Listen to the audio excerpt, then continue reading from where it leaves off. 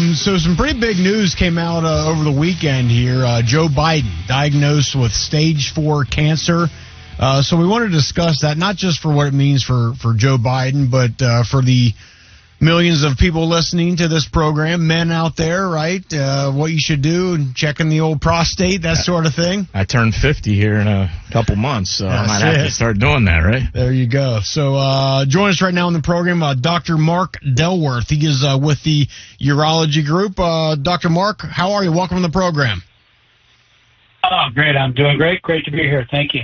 Well, thank you for joining us. So we learned that Joe Biden has stage 4 cancer with a Gleason score of 9. What does that mean?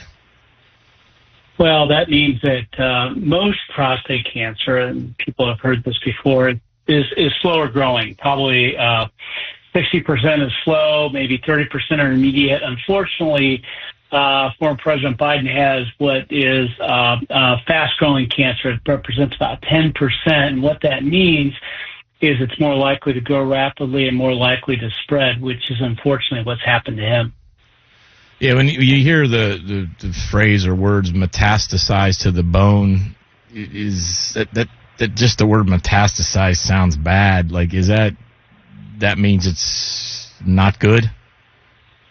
Yeah, no, it's scary for anybody to get a diagnosis of cancer and then much less cancer that has spread. So anytime you've spread cancer from the primary organ or organ of origin to another organ, such as the lymph nodes or liver, or in this case, the bone, that means it's extensive and it's more aggressive. And unfortunately, in his case, it's not curable at this stage, but it is treatable. And so I would think that the next form of therapy that he will do is usually they come in and we do the biopsy and then we do the staging, and he probably more than likely had a PET scan that showed that activity, and then he'll start on treatment for the prostate cancer, which would affect prostate cancer anywhere in the body, not just in the prostate, not just in the bone, but anywhere. And Doctor, I don't want to get into the politics of this story, of which there is many, but what are the chances that a guy who was the President of the United States, who I've read has 9 doctors assigned to him, and at 24/7 call, what are the chances that this was just happened to pop up in a recent test? Is there a better chance than not? Does usually, in your experience, something like this usually show up multiple years earlier, 2 years, 5 years, 10 years? Yes and no. So the issue was the prostate cancer there for several years prior to diagnosis? The answer to that is almost always yes. I mean, these things, slow-growing cancer may take 10 years before detection. Fast-growing cancer, maybe not so much. It can grow much more rapidly, but usually it's still a matter of several years. But the issue becomes he's 82, and so if you look at screening recommendation for PSAs, once you get to that age, it's not necessarily recommended to do yearly screening, and that conversation exists between the physician and the patient. Usually you screen if they're going to have at least a reasonable 10-year life expectancy or more, but many patients don't opt to, and many organizations don't recommend screening at that age. And why is that, Doc? Why? I mean, you would think the older you get, the more chances for things like this to pop up. Why would someone maybe be recommended to get one at age 50 or 60, but not so much at age 82 like him?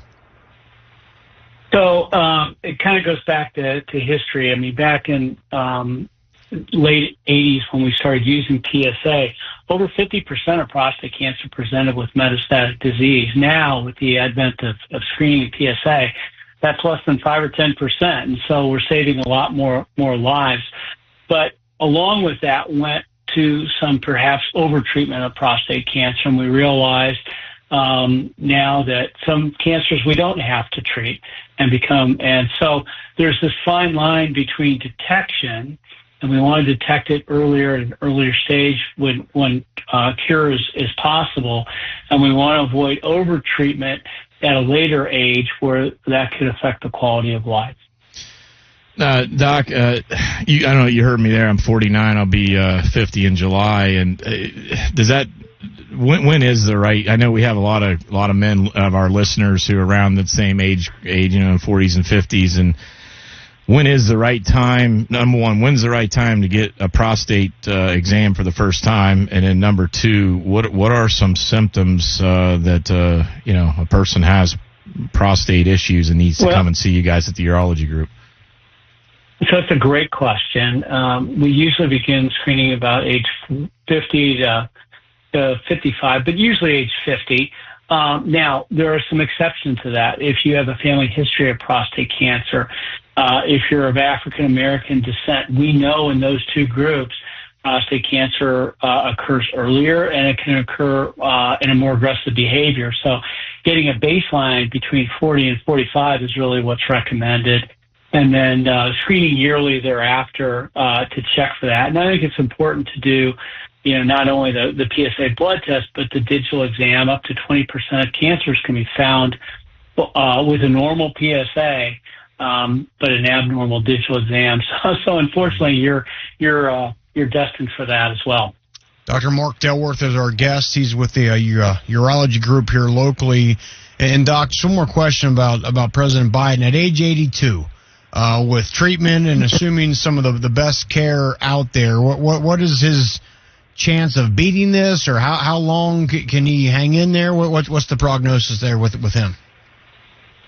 So, unfortunately, it's not curable, but it is very much treatable. And so prostate cancer needs testosterone to grow. It binds to the cancer cell, and it really makes it reproduce or grow. And so his treatment will more than likely be testosterone blocking. It can either be a shot or medication, and that will put it in remission. In addition, there's some oral pills that can further block testosterone mitigated propagation of cancer as well. So you're probably looking at a 5-year prognosis of somewhere around 35 to 40%, but it can vary really widely. I've had people that succumb as early as a couple of years with this, or can live over a decade or more. And it really depends on how the cancer responds to the hormone therapy. We've got a lot of great breakthroughs that have happened in prostate cancer in the last decade, too, to really help men with systemic disease. So if you say that one of the treatments is to basically block the body's formation of testosterone, I have to imagine that's a pretty significant side effect. Maybe not for someone who's 82, but for someone who's 50. The man out there who comes into your office and gets his checkup and has it, is that same treatment of stopping the production of testosterone used? And if so, is that a pretty harsh side effect?